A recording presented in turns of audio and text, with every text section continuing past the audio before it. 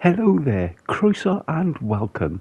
I'm Shadow Lumox and today I am on the Persistent Enhanced Edition.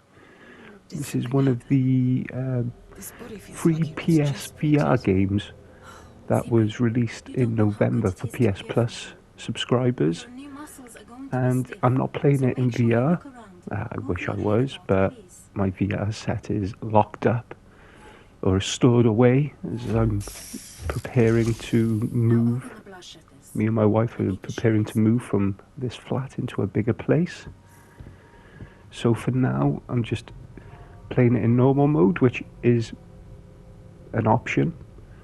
And it is a survival horror roguelite game in first person view. And it's really quite good. I'm not usually a fan of roguelite games. A lot of them just have you dying for seemingly no reason other than to be difficult. But this is, well, like the best roguelike games, this actually feels like there's a point to your deaths and you do feel like you're progressing.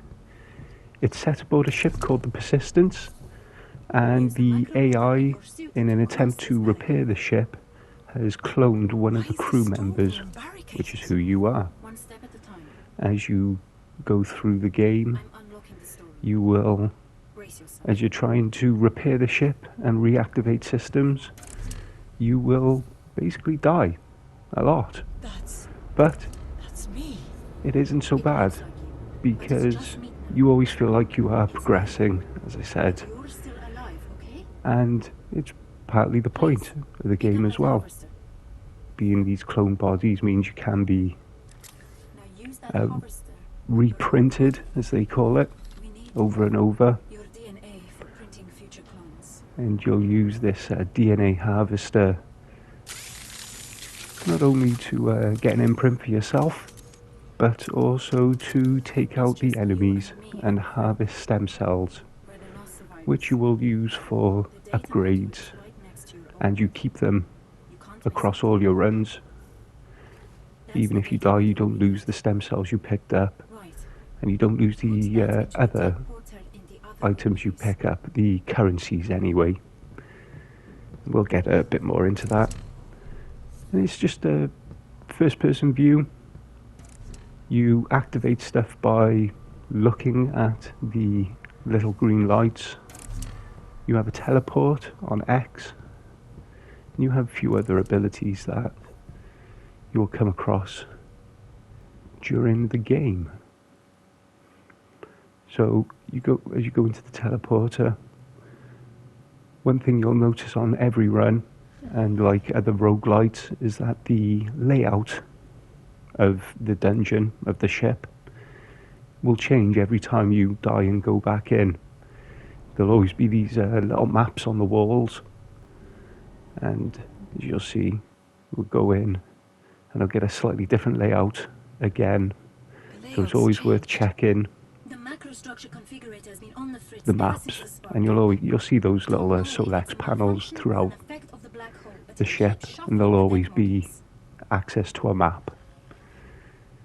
The part of the narrative is because you're close to a black hole, the time's all messed up, and this is why the layout of the ship changes all the time.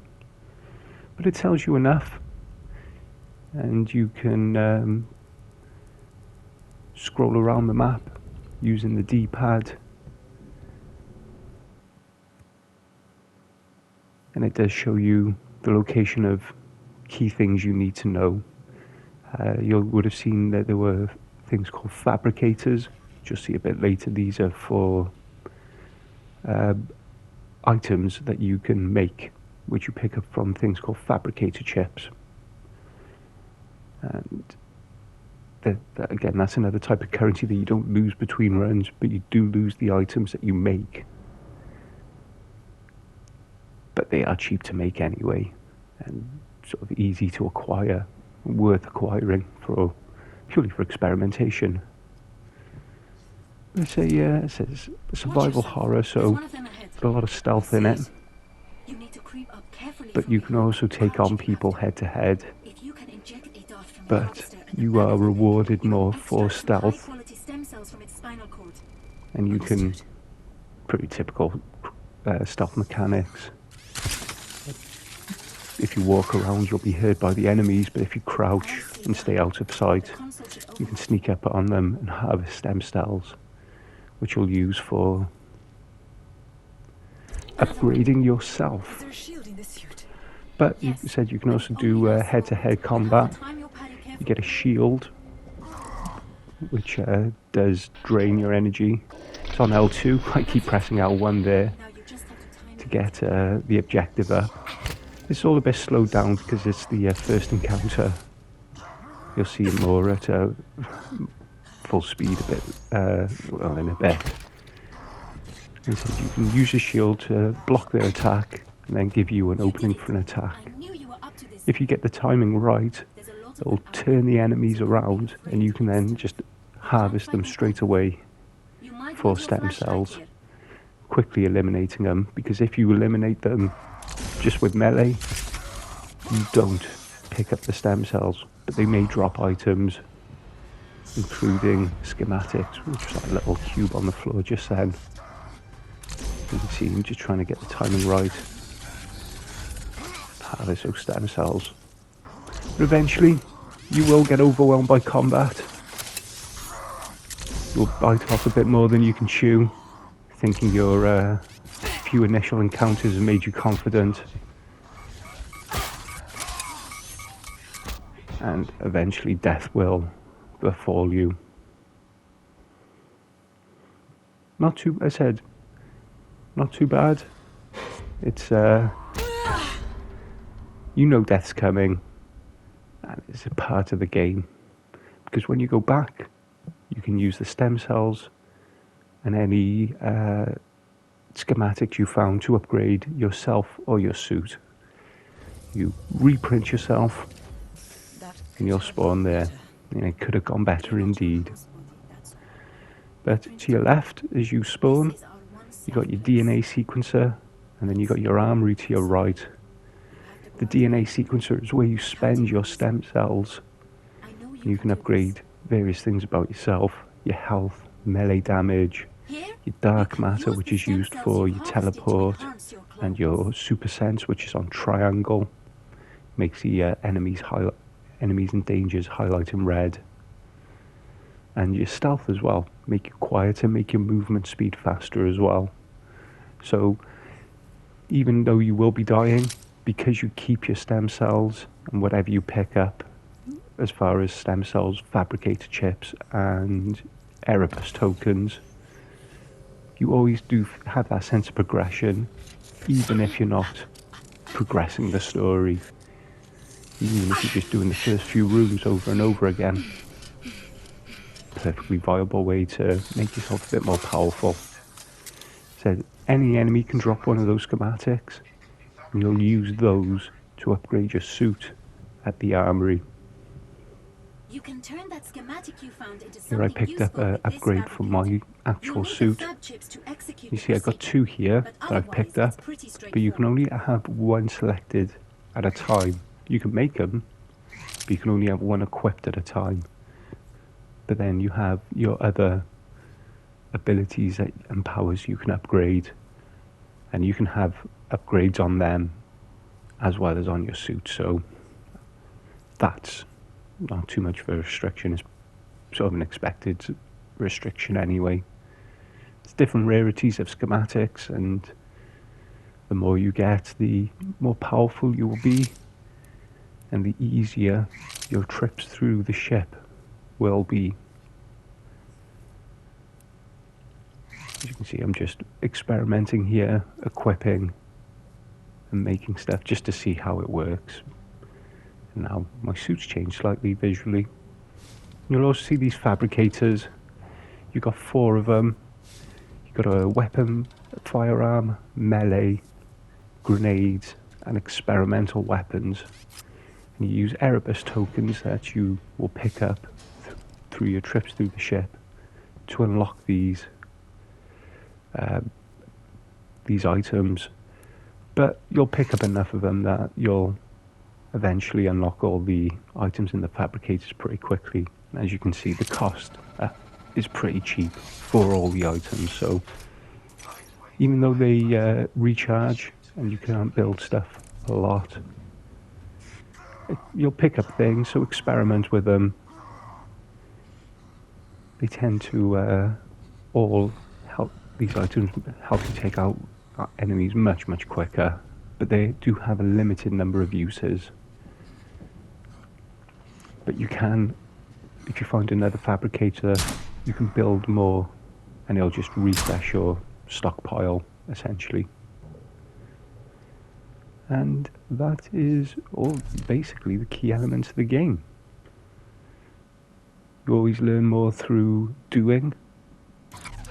So I'm going to leave you now with what is the first objective you're given, which is to locate Iris, the AI That sounds safe. or the computer in charge of calculating star vectors, so you can plot a course out of here. There's like a dark matter dampening field, so there's no teleport and no super sense, as it's called, where you see enemies and stuff through the walls, or at least not to begin with. So I will leave you with this little bit of gameplay, and if you do intend to get the game, I hope this, if you've got PS Plus and you do want to get the game, or even if you just see it pop up and you fancy a quick blast at it, I hope this has helps you acclimatise. And all I can say is I'm glad I wore my brown pants while I was doing this bit of the game, because there's a lot of even though the levels are randomly generated, certain rooms will always have the same layout, especially the key narrative rooms. So there's a lot of first time jump scares, to say the least, and it's a good atmosphere as well. So I'll leave you with this. Just want to say diolch and thank you for watching.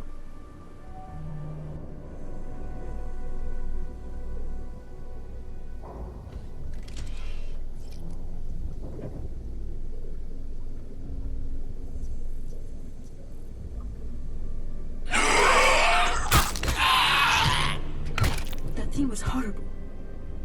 Keep an eye out for those sneaky bastards, Zimri.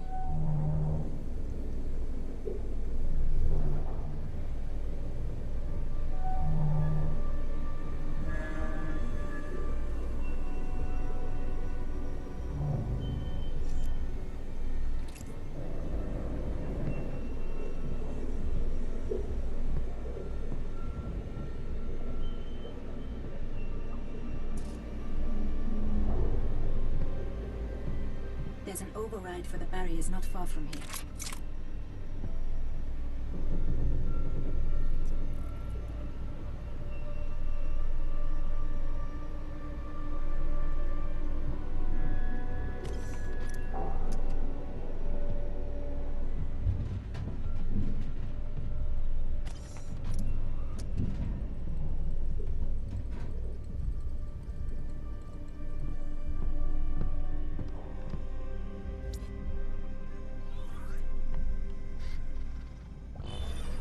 That's lowered the barrier, so you should have access to Iris now.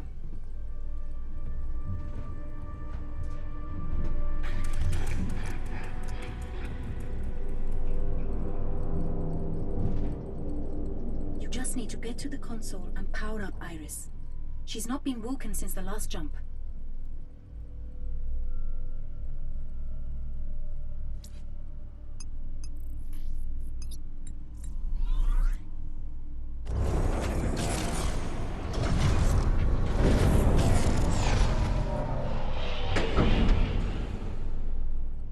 Not enough power. You'll need to find the auxiliary. Down the other dark, scary tunnel.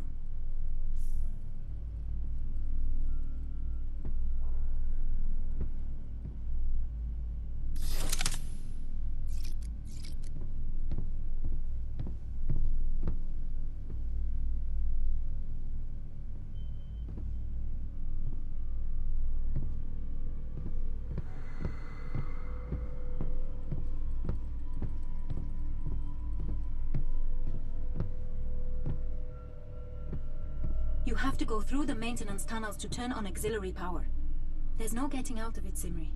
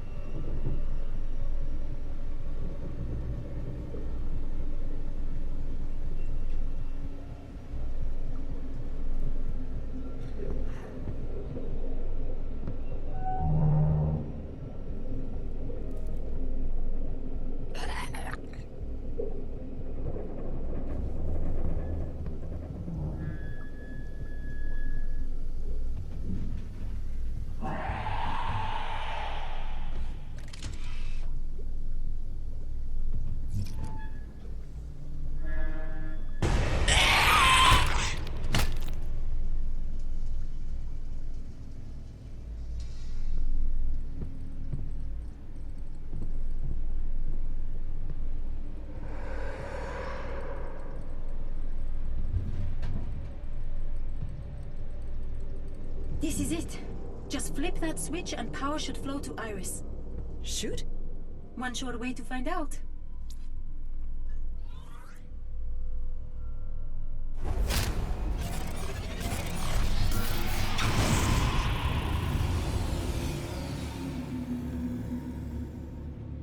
I think that's how it's supposed to sound. That's definitely not how it's supposed to sound. Come on, let's get back through the tunnel before they overrun us.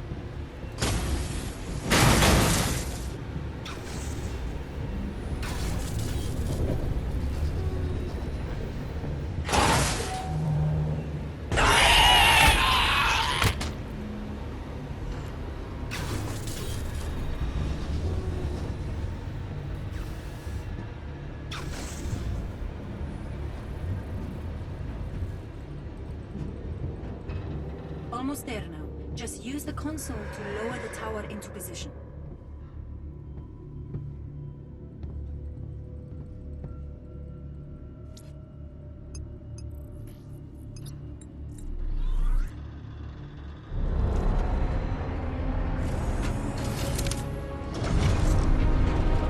That's it! You've done it! Iris is calculating the jump vectors now. That's one problem solved at least.